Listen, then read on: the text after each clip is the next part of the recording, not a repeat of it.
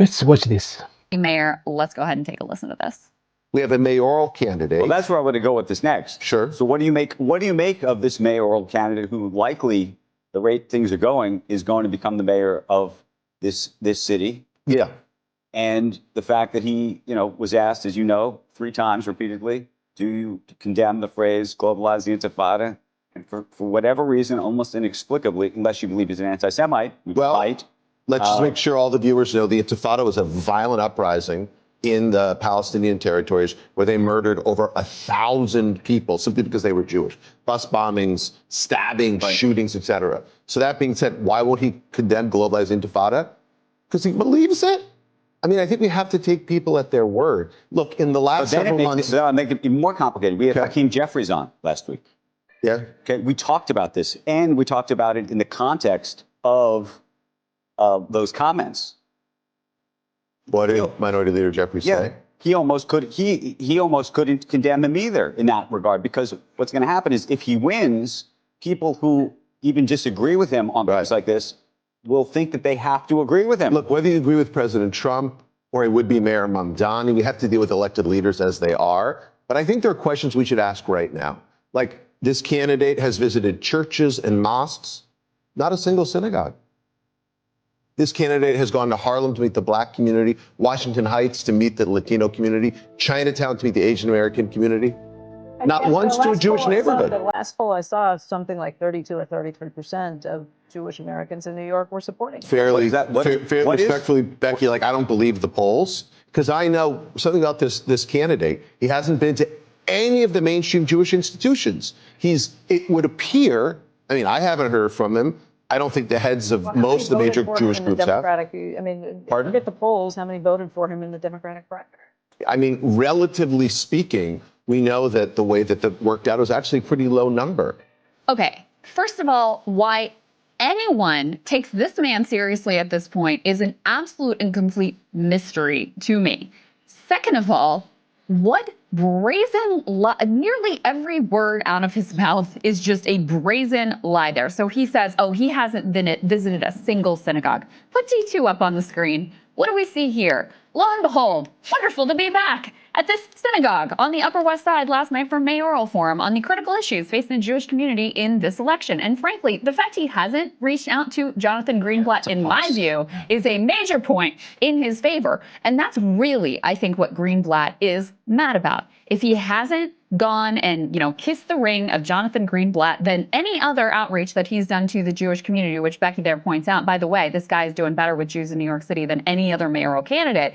But if he hasn't kissed Jonathan Greenblatt's ring specifically, then it really doesn't count. We can put D4 up on the screen because they did a good job of breaking down every single one of the lies that in that short clip that Greenblatt tells. So they say, contrary to Greenblatt's assertion, Mamdani attended Shabbat services in Park Slope in February, visited the offices of the UJA Federation for a town hall co-hosted with the Jewish Community Relations Council in May, participated in 2 separate candidate forums at Congregation B'nai Jeshurun, sorry guys, butchered that, in Manhattan in June.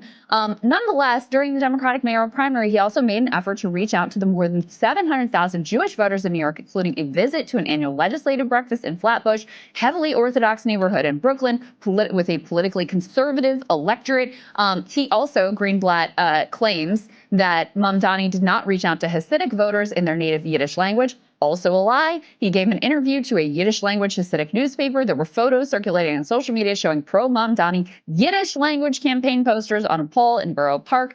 He's relying on a senior team of Jewish professionals for his campaign. And this whole globalize the Intifada thing is such total and complete bullshit. First of all, if he did say it, I'd support it. But he never actually said it. And he has shifted to even saying he would discourage its use since he got so much scrutiny and pressure put on him over all of this. So just utter and complete lies out of this man's mouth and zero ability to reckon with the fact that actually the strongest candidate in the field, both in the primary and now in the general election with Jewish voters, is Zhorani Mamdani, who, yes, is an avowed anti-Zionist, who is pro-BDS, who thinks that the war criminal Benjamin Netanyahu should be arrested if he ever came to New York City. And guess what? New York City voters agree with...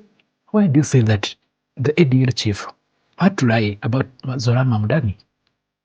What is there that he has to lie to fight Zhorani Mamdani? Do you know why? It's because this is the first politician in America to refuse to take AIPAC money. And AIPAC money is what has been controlling American politics, where you see MAGA became immediately MEGA. It's about a foreign country. It's not about Americans. It's not about American interest. And this is the first politician to bring American interest first. This is the first person to say, if you're committing genocide in your country, we'll arrest you once you come to America. This is the problem ADL has. Zoran has not preached any hate, and he is even working reducing his campaign. And he is also challenging American politicians to stop thinking about a foreign country. Think about your people. Think about your people. Stop. Every time you are elected, you don't have to rush to visit a foreign country. First, fix your problems. And this is the challenge that AIPAC feel that if this continues, a foreign country, and you know which will be a big threat. And you need to understand that when deep state is challenged, they have to fight back. This is why when you have nothing to say about someone, you have to lie. And this is a person who is to fight hate while spreading hate with lies.